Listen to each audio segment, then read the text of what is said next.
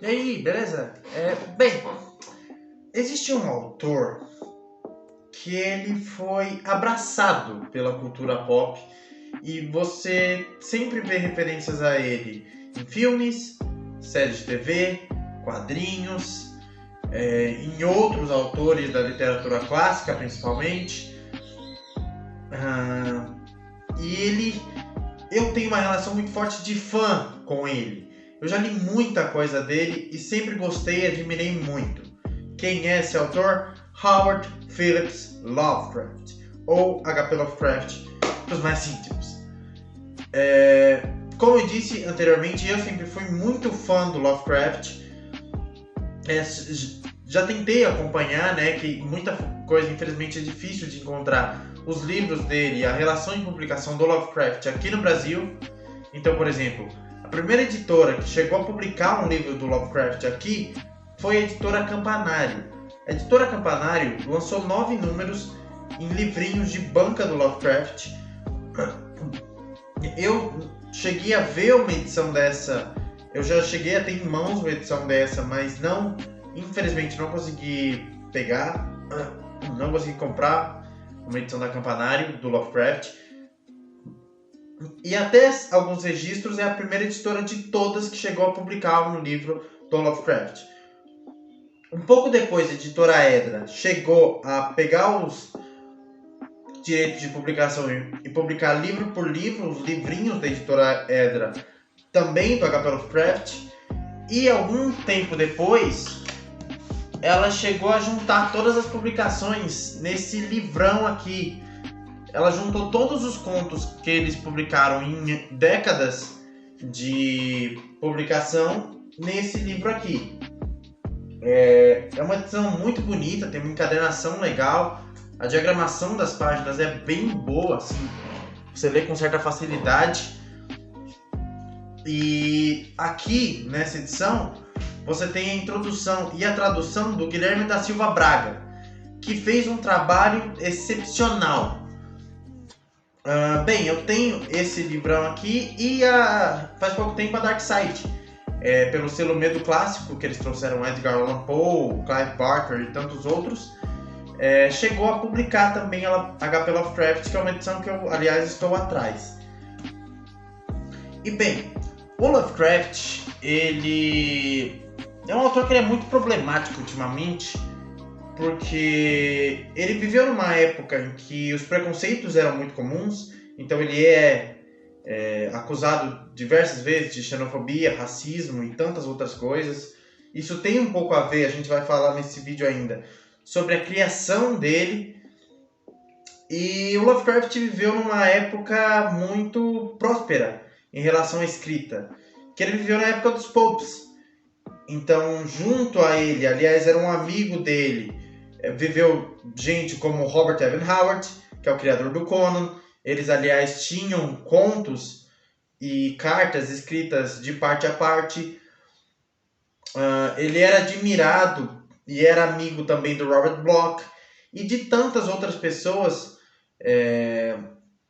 dessa mesma época dos Popes.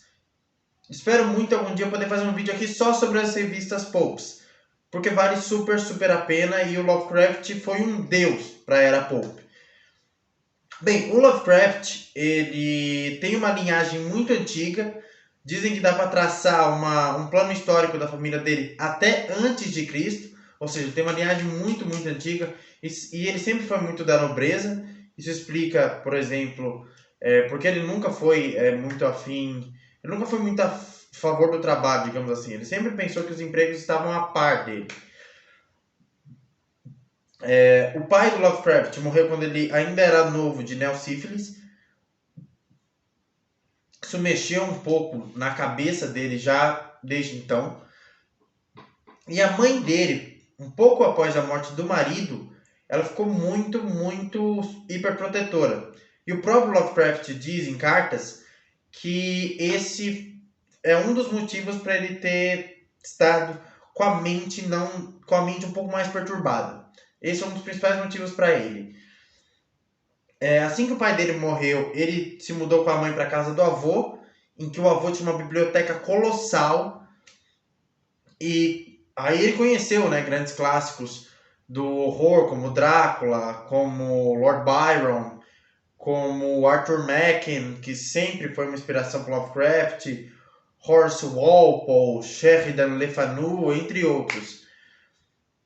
E isso fez com que ele começasse, e obviamente o próprio Edgar Allan Poe, que já tem vídeo contando a história da vida dele aqui também. Isso fez com que ele tivesse mais interesse pela escrita. De início, ele começou a trabalhar como ghostwriter, pegando a linha de contos do Edgar Allan Poe e criando as próprias.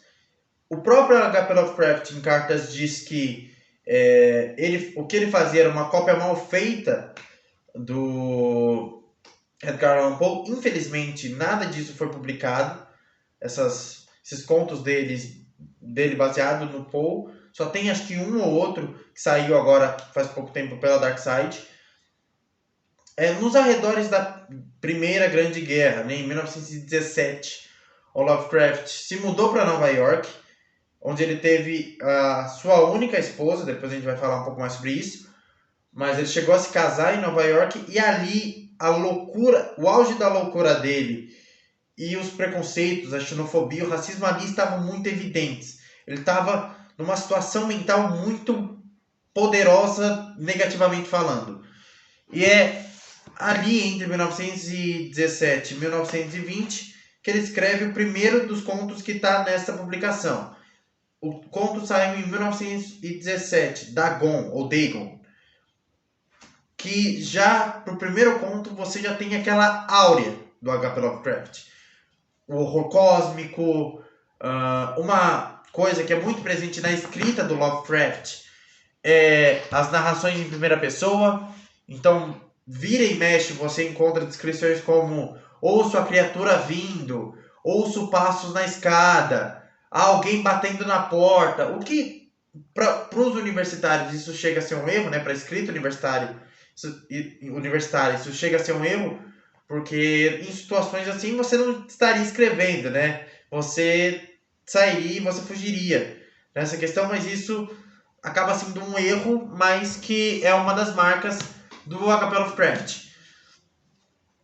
E como eu já falei diversas vezes, você tem hoje, né, tanto dentro da cultura pop quanto fora, o termo Lovecraftiano, que são pessoas que beberam e bebem da fonte do H.P. Lovecraft. Então você tem, por exemplo, o Stuart Gordon, grande cineasta, que chegou a adaptar Reanimator, Herbert West Reanimator, Castelo do Horror e tantos outros. O próprio Dagon, do Cthulhu. Você tem o Alan Moore, que é totalmente Lovecraftiano. Ele sempre disse que amou e gosta de H.P. Lovecraft. Você tem o próprio Stephen King, um mestre do horror, que é um Lovecraftiano. O próprio Guillermo del Toro, que é diretor de cinema espanhol, que aliás quis adaptar Nas Montanhas da Loucura, que talvez vire uma série de TV, era para ser um filme, talvez vire uma série de TV. E ele é um dos autores que, pós Edgar Allan Poe, ele mudou tudo na área do terror. O terror, antes do H.P. Lovecraft, era muito marginalizado. Então, o Lovecraft teve o seguinte pensamento: esqueça parâmetros bíblicos, esqueça histórias antigas, esqueça lendas, esqueça esse tipo de coisa.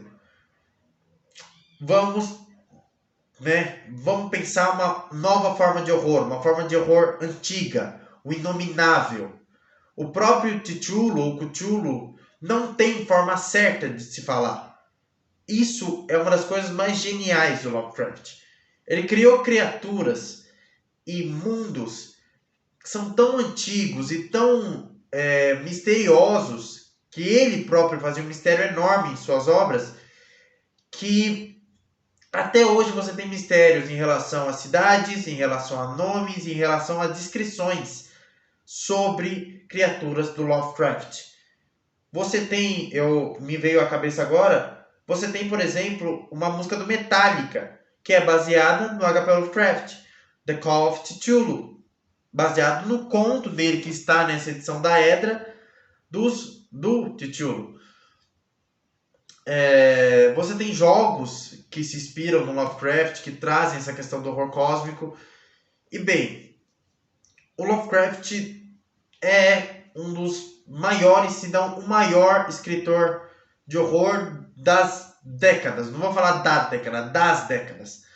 Muita gente merece, muita gente eu espero que conheça a literatura do horror cósmico do H.P. Lovecraft. Vale super, super a pena. Fica aqui a forte recomendação dessa edição da Edra. E como eu disse, eu vou procurar a edição da Dark Side. Bem, é isso. Já leu H.P. Lovecraft? Gosta de H.P. Lovecraft? Comenta aqui se você já leu alguma coisa dele, se você pretende, se esse vídeo te animou para ler alguma coisa dele. Dê seu like, se inscreve aqui embaixo. E é isso. Falou!